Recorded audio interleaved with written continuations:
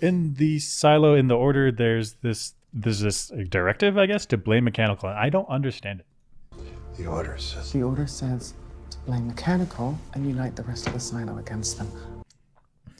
I don't understand. Why blame mechanical? Is just the higher ups in society blame the lowers down? Is it that simple? Is it as long as mechanical is working and doing their job, everything in the silo, we're getting air, we're getting water, we're getting power, then as long as things are working, then people don't value those people's labor? Is that what it is? Like why don't they have power?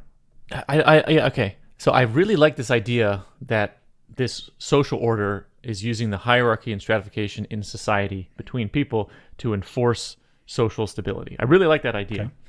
Seems very plausible to me.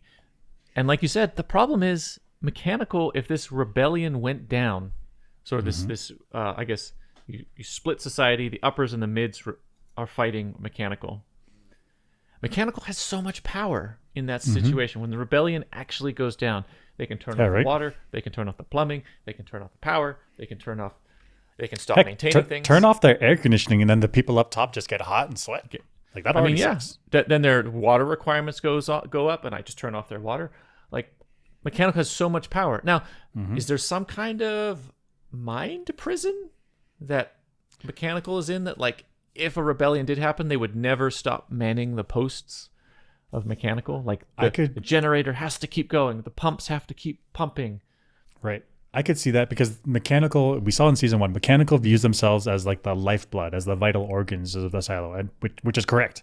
And so they put the shoulders of all 10,000, I don't know how many people, they put the lives of those people on their shoulders, on their backs. And so like, we have to work no matter what. But work no matter what when the sheriffs are like pointing guns at you? Like, no, I'm not doing this. Right. It just, up until the rebellion, maybe they keep working. But once the rebellion hits, like, stop doing what the elites tell you to. And the strange thing to me is I paralleled it to like I think the French rebellion.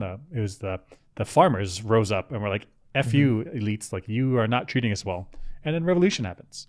So whoever wrote the order hasn't read their history about peasant uprisings happen. You can't just stomp on the people on the bottom.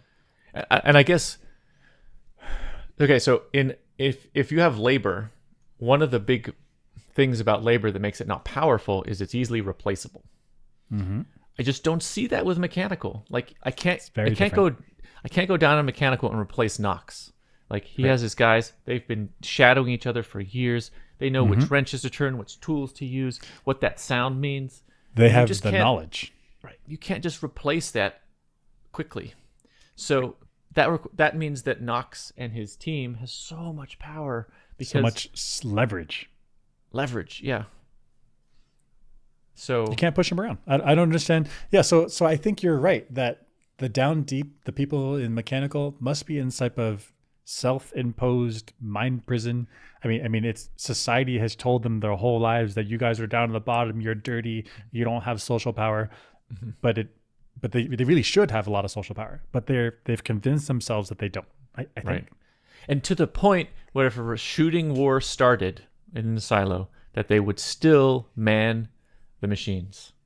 That is a next level mind prison, where you don't use any means necessary to win the rebellion. That's wild. That's wild. But I don't know how else to explain the dynamic. Right. I think it's right. I think it has to be right. Mind prison. Oof.